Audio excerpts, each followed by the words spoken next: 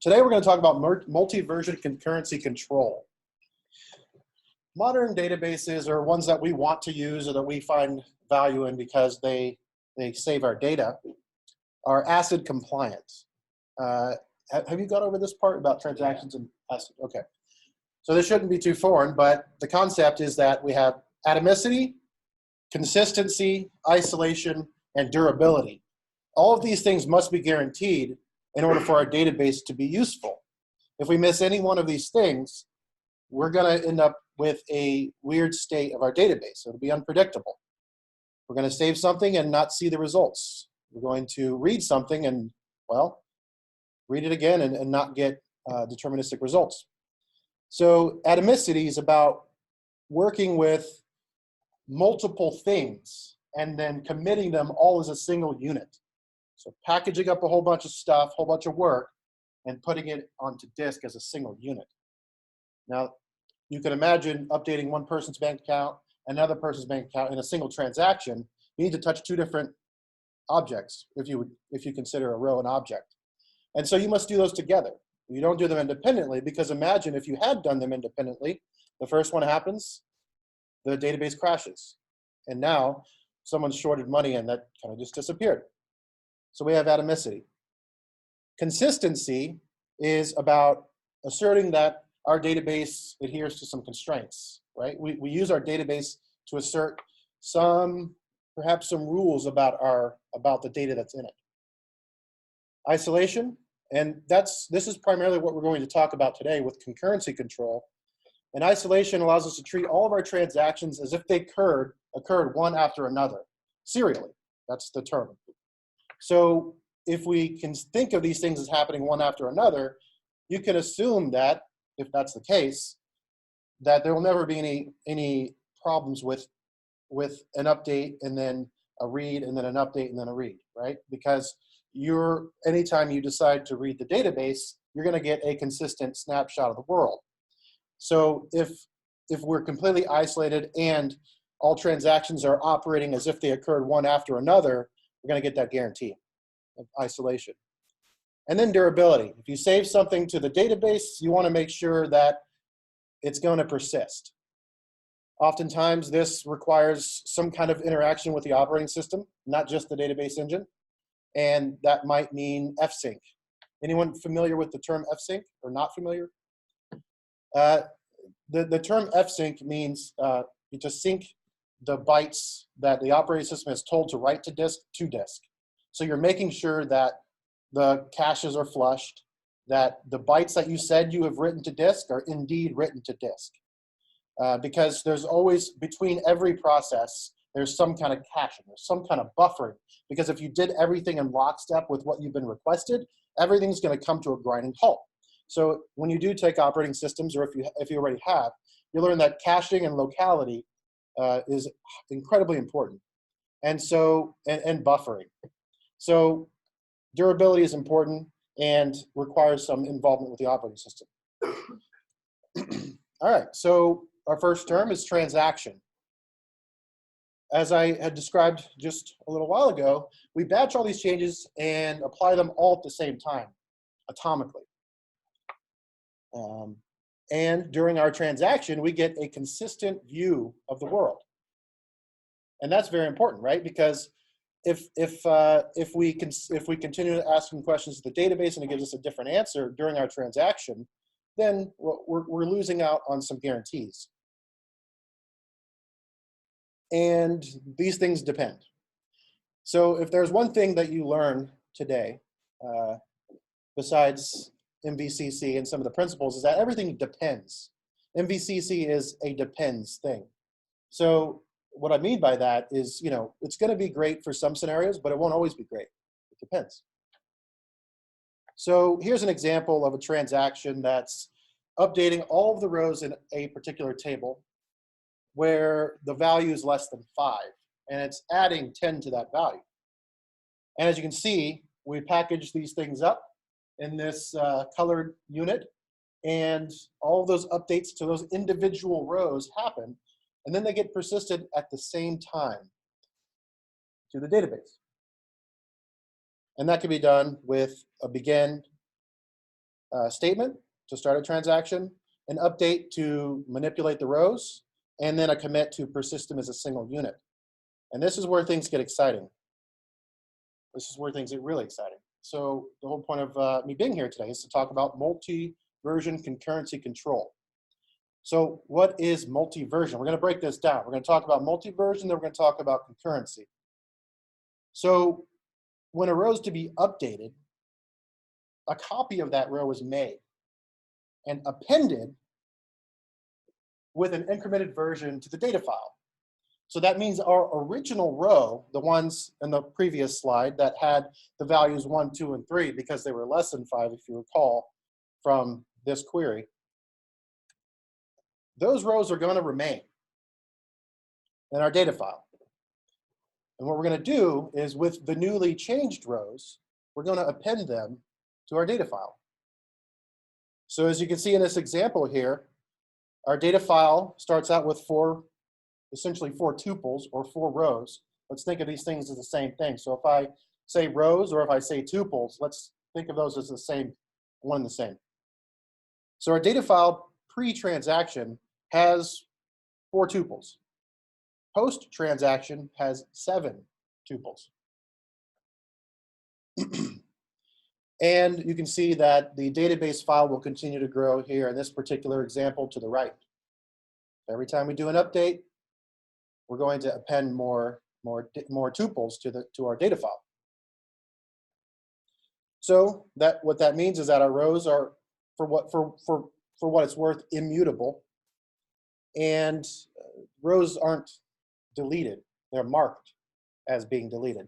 And we'll see how that gets handled in a few minutes. But wait, doesn't that mean that every time we do an update, we're filling up more disk space, right? Because if we're just appending more rows, more tuples to our data file, aren't we just going to run out of disk space the more updates we do? Well, yes, but it depends. So what does it depend on? Well, it depends on our background processes that are running cleaning up. So it doesn't come for free. We have to have another process that's running that's cleaning up after us. And that process and our nomenclature is called vacuuming. So that's a periodic process that runs and cleans up the mess that MVCC has made.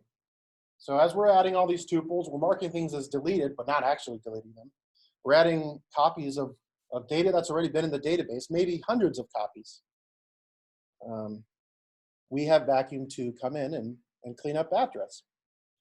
But as I'd said, this does depend. And as a database administrator, you are responsible for ensuring that this vacuum does occur.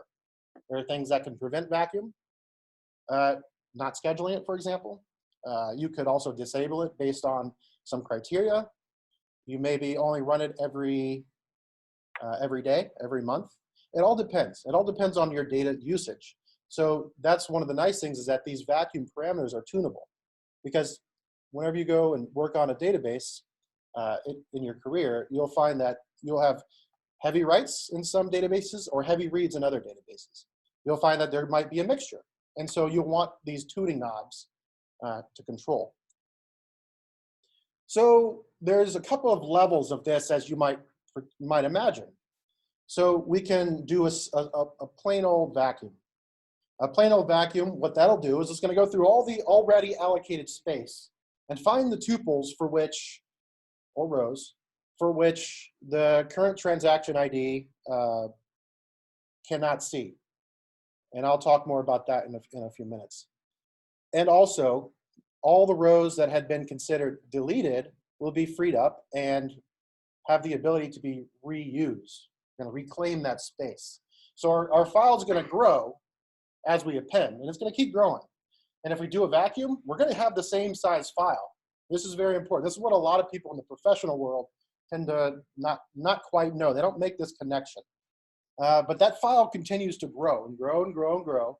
And a vacuum, all it does is it keeps that file in place. It just now allows new tuples, the ones that would have typically been appended, to be put in place in the original data file.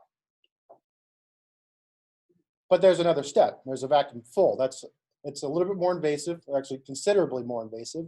And it requires us to what we call pause the world for on a per table instance. And what that's going to do is, and it depends on the implementation, because one database vendor might do it differently. Postgres might do it differently than how SQL Server does it, how InnoDB and MySQL does it. But a vacuum full, what it'll do is it'll say, hey, stop writing to my table. Nobody gets to do anything. I'll tell you what, I'm going to pause all that, start a new file, and just start copying one by one by one by one every tuple from that old data file. So now I have a compact data file, and now carry on your way. So has anyone here defragged their hard drive? Is that still a thing? Can you still defrag your hard drive with SSDs? Probably not a great thing because of writes. A little side tangent. SSDs do have a limited number of writes you can do to them. They start wearing out. And so if you do a defrag regularly, it's probably not the best thing because reads are so fast no matter where they are on disk.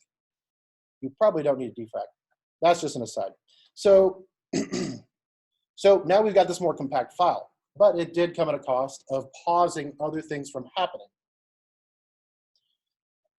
But the benefit is that we now have a more compact database. We can reclaim our space.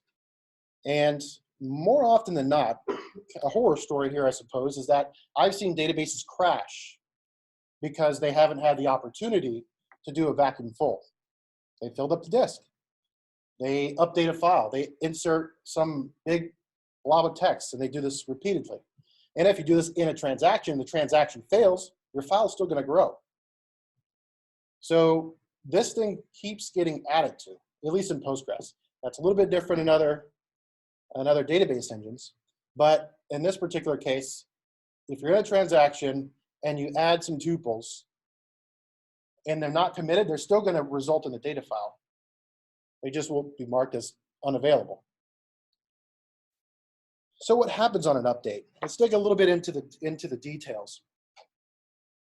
So every row in Postgres, for example, has these two extra columns at least. There's many others. But they have xmin and xmax, and that stands for transaction min, transaction max, X. If you see that throughout these slides, X, let's think of that as transaction. So that transaction ID is a monotonically increasing value. What does monotonically increasing mean? That just means it increments by 1, for example, with every single transaction. So every time you do a select statement, that's a transaction. If you do an update, that's a transaction. If you start a transaction with begin, everything after that, within that transaction is all considered 1. But you can think of every single statement that you ever execute as a transaction, perhaps a transaction of 1 or a group of statements. So this is a monotonically increasing 32-bit unsigned integer. That's pretty big mouthful. And every row has this integer associated with it, or these two integers associated with it that describe the visibility of that row to the currently executing transaction. So that means that we, as you know, we have multiple versions. So the version here describes, well, based on your transaction number that you were assigned when your transaction started, what rows are visible to you? Now imagine what this does for us, right? So if we can say, okay, let's think of this monotonically increasing number as a point in time. And a number is no different than a timestamp for this moment, this instant right now. So, and time is monotonically increasing. So if we think of that integer as a point in time, then we can think of it as a snapshot of the world. So if we can go to a point in time in the database, that means that we can have a consistent view of the data, right? So if we can guarantee that this instant in time that I believe to be current for my transaction, and if I read data, then I read everything that happened before that time. And maybe for your direction, maybe this way. So what you see here, though, is that we do an update. And that update leaves the original, leaves the original tuple in place. But, and I kind of lied a little bit about rows being completely immutable. Really, there's some internal stuff. So these internal rows do get updated. And these internal rows would reference the transaction max and transaction min. Of course, your data doesn't get manipulated. It's just these housekeeping or internal rows that do, or I'm sorry, values and columns. So we now have multiple versions. So as you can see here, we have account 1, 2, 3. It gets updated, and now we have a second row in this database, or in this table, if you will, with now the x min being 2, and x max of the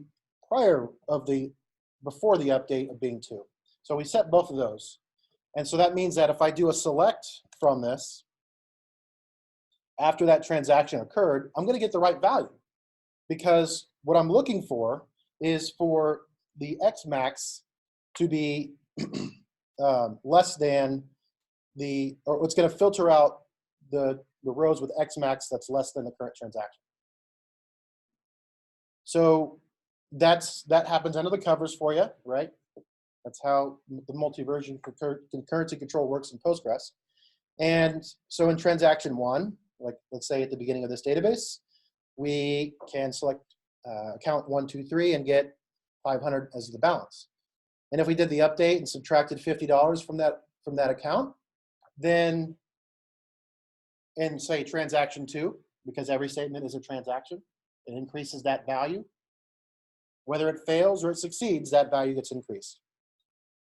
And that's a very important tenet. Question?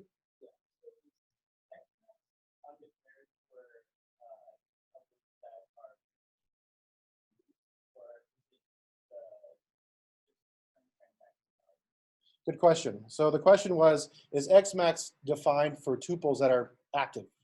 And the answer is, it is defined as set to 0, for example, as a special value. And so we know that if the x max is 0, then it hasn't been removed. But if it's anything other than that, that tuple is no longer visible to transactions that occur after that x max. And so we're able to filter that out. Thank you. Good question. All right. But wait, if this transaction ID increases with everything we do, every select statement, every update, every group of statements, then won't we eventually just run out of numbers, right? It happens. This happens a lot. As a matter of fact, this has caused outages for big name companies. It's caused data loss, all kinds of bad stuff. But this is why they pay, Mr. Keller the big bucks to manage these databases and know that this is a problem. And so, so are we stuck with 4.2 billion transactions with an unsigned 32-bit integer? Well, we wouldn't hope so. It's more than 4.2 billion people, right? I mean, so, all right, so we briefly talked about vacuum, but vacuum, not only does it give us our space back, but it also can prevent our transaction ID wraparound. So you want to make sure that these vacuums are happening. And for those places that have had outages and database crashes, they weren't managing this. They didn't have someone that understood this on their team, and now you do. And this is something you can take to your interviews. All right, so our vacuum allows us to reset that transaction ID and prevent the wraparound. It takes some more house cleaning than that. It's not just a simple reset the counter back to 0 and call it good. There's a little bit more to that. And I implore you to go do some more research on that. We're not going to go into too much detail. But know that that exists, and this transaction ID is fundamental to multi-version concurrency control. All right, so we've talked about transactions, multiple versions. Now concurrency. So one of the big misunderstandings in concurrency is that it's the same as parallelism. And that is absolutely not true. And this is a common misconception. Concurrency enables parallelism. So we've all probably worked on something that had a single core in it, a single CPU core, meaning it can only execute one instruction at a time. But by the same token, we've all worked with processors. So you're looking at one right now that has 8 cores or more. And so that means it could be in parallel executing 8 instructions. But that's not the same as concurrency. What concurrency does is that it enables parallelism by allowing actions to be interleaved. They could be interleaved on the same processor. One processor operating with one instruction at a time. So imagine a single CPU processor running an operating system. And with all the things that are going on with an operating system, you're using the mouse, you're displaying something on the screen, you're accepting bytes over the network card. And if you only had a single CPU, well, and there was no concept of concurrency, well, the operating system just couldn't exist because it would not be able to interleave these operations, multiplex them, if you will, on the same CPU. And sometimes, to speed things up, because we now have this concept of concurrency, we can distribute that to multiple CPU cores and get some improvements. That's not always necessarily true. It's not necessarily accurate to say that given more CPU cores, I'm going to get better performance, because there's an overhead to communicating with those CPU cores. There's an overhead to loading up the registers, yada, yada, yada, right? You're going to learn all this in 520, and make sure that you do, because that's really exciting. So what ACID properties are impacted by concurrent access? And I put the answer here because I have no idea how to click the thing and make it show the next. So answer, question and answer. So isolation is the one that's impacted by concurrent access.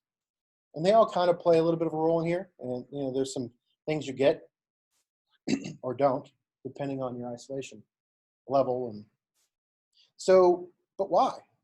Well, I kind of talked about this briefly about the operating system example, but imagine an e-commerce website, something that is using a database.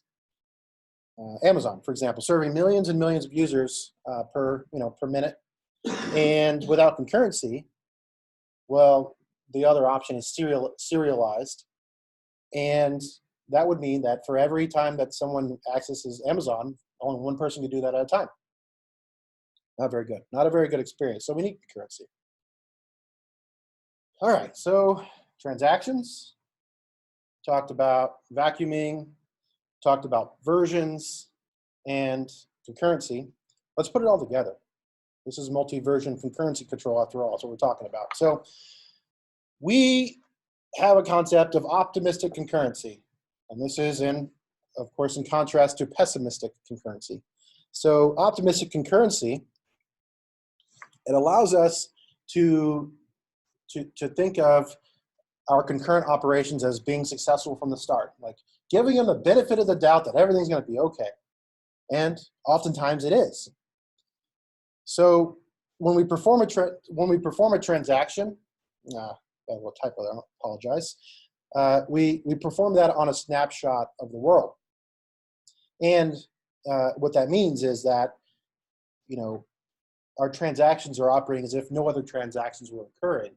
But we do know here that they are, that we have some concurrency going on.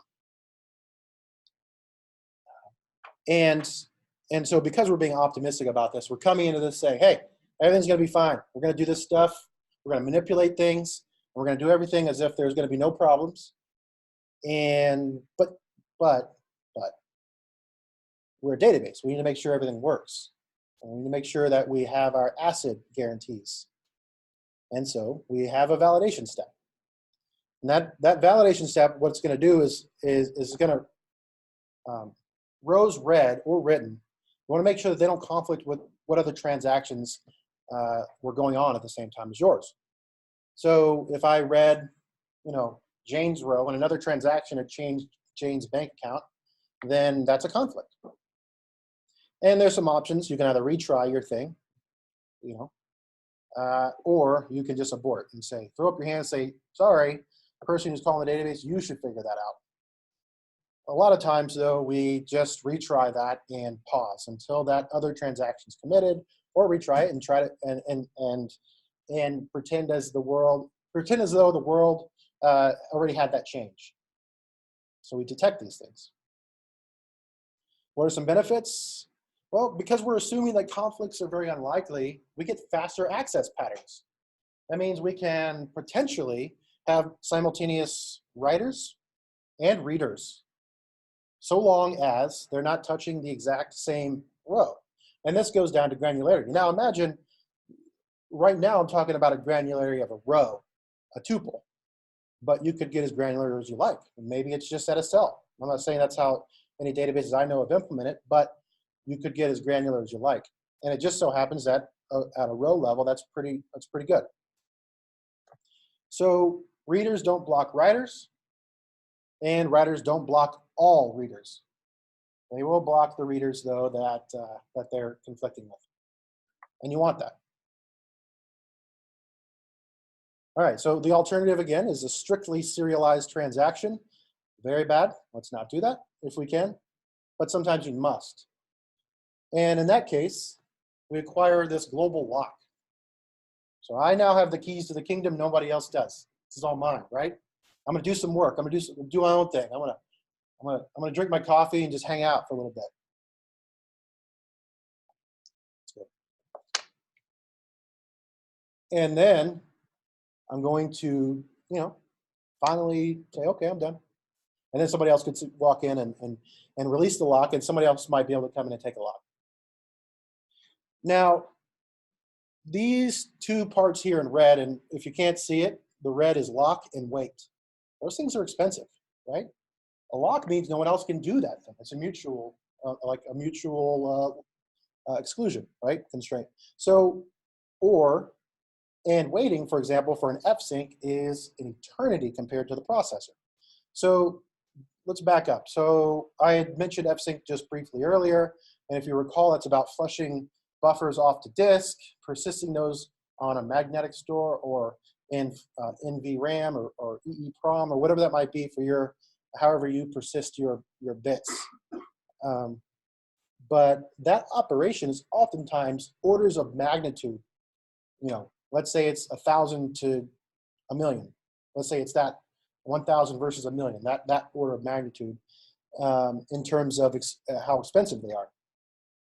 So if we have to wait for the operating system to persist this data, that's a long time compared to what the CPU can do. It's going to take a nap and wake up in an eon and finally, oh, cool, I can do something. So we don't want to do this. We don't want to acquire a lock, do a whole bunch of stuff, and then let it go, and then the next person comes in and gets to do something.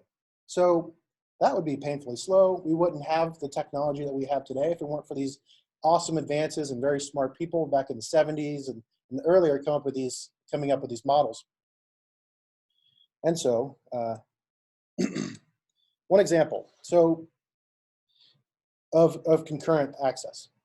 So we've got a transaction that updates Jim's account and Sarah's account. And Jim's transferring $50 to his dad, and Sarah is transferring $25 to her mom. And these transactions are happening concurrently. They may be in parallel, but they're definitely concurrent. So backing up, because I want you all to just write this down, like parallel versus concurrency. Go look it up, and it's incredibly important. So these things can be happening concurrently. And what do you see about this transaction? Well, Jim is working with Jim's dad, and Sarah is working with her mom. They're completely independent. So if we were to go back to acquiring this lock, doing some work, what benefit do either of them get? None. The database is just waiting. So we can allow these things to go on at the same time concurrently. There's no conflict. Sarah is able to transfer her money, so is Jim, and we're on our merry way. And like I said, major benefit, no waiting. But that's not how it always works. Let's say both Sarah and Jim want to pay Bart. Let's say you just sent out an email blast, hey, pay me for whatever. And they do, and they do it at the same time. So Bart's getting paid pretty well, $500 from both Sarah and Jim, and this happens at the same time. What if these happen at the same time and we didn't have some kind of concurrency control mechanism? You can imagine reading the balance from Jim's account, you might get an old value, right? Because Jim starts with no money. Let's say he starts with no money. And you read balance and you increment it by 500. What should the result be? 0 plus 500 is 500. Great, let's put that in there.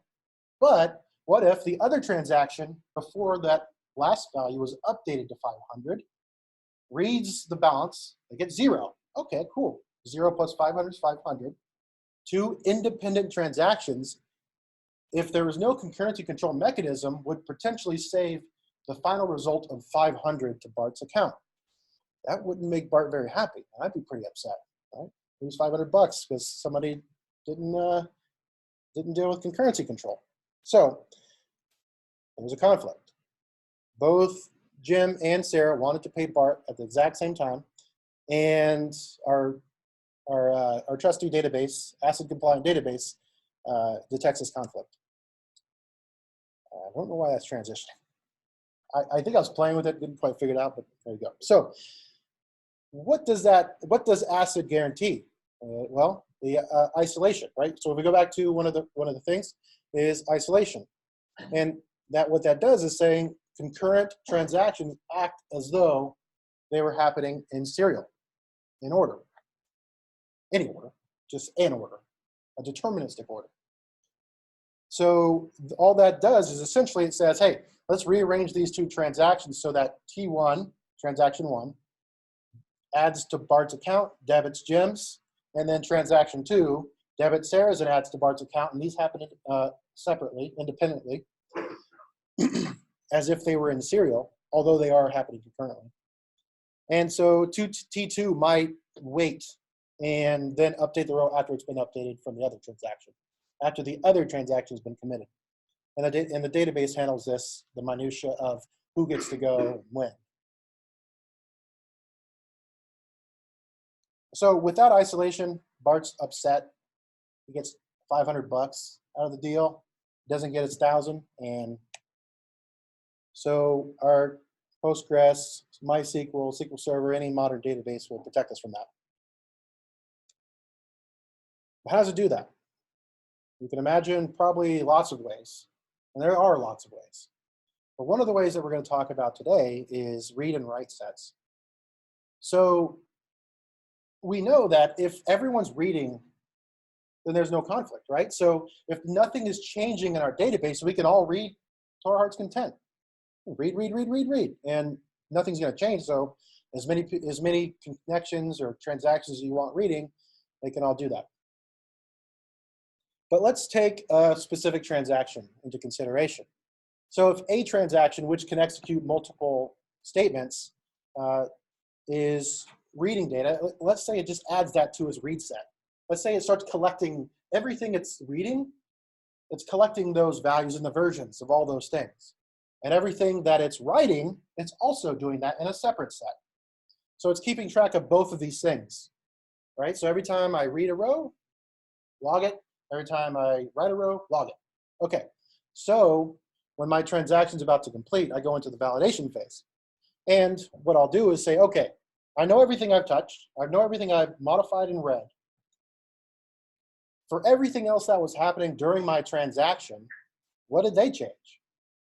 What did they change? That's important. And so what we do is we take our read set and intersect that with every other transaction that was happening at that time.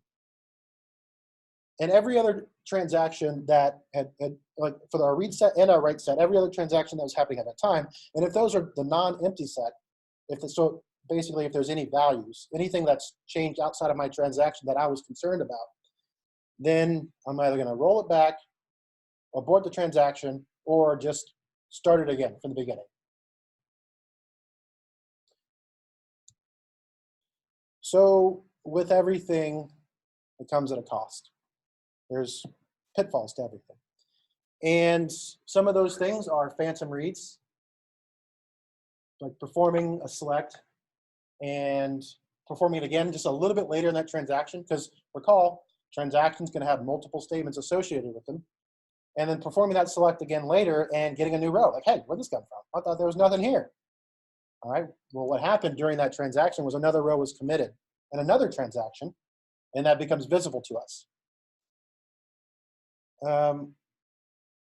And dirty reads.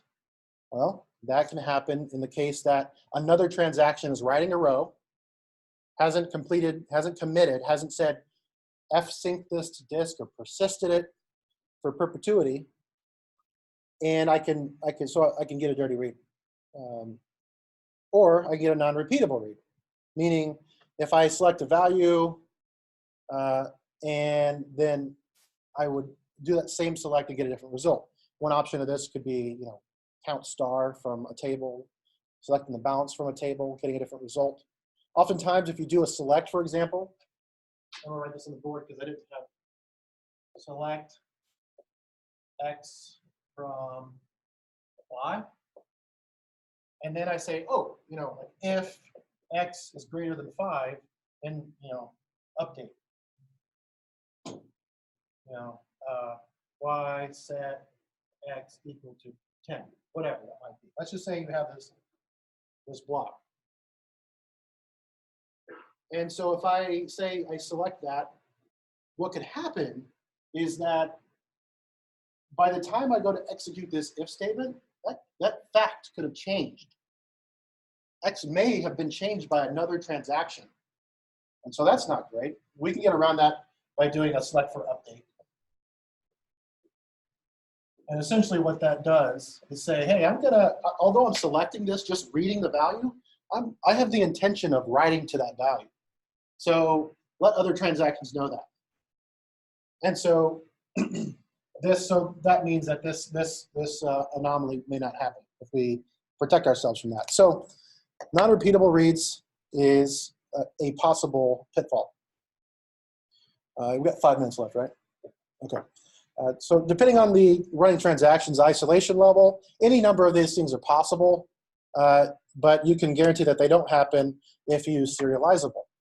And these are all, I'm not going to read through all these. I think I've kind of covered all in some way or other, but for sake of having these slides, it's all here. So serializable would be the highest, the most strict, if you will, isolation level, all the way down to the point of read uncommitted, where we're reading rows that haven't yet been saved. We don't know if those transactions are going to crash. We don't know if the database is going to burp. We don't know what's going to happen. So a lot of times you're pretty good in the read committed, isolation level, which is right here, pretty close to the bottom. But that's where you get, you kind of get this give and give, got this take for performance. So serializable comes at a cost.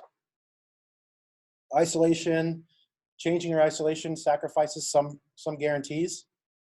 And table bloat can be, prevented by using vacuum. And that's all I have. Any questions?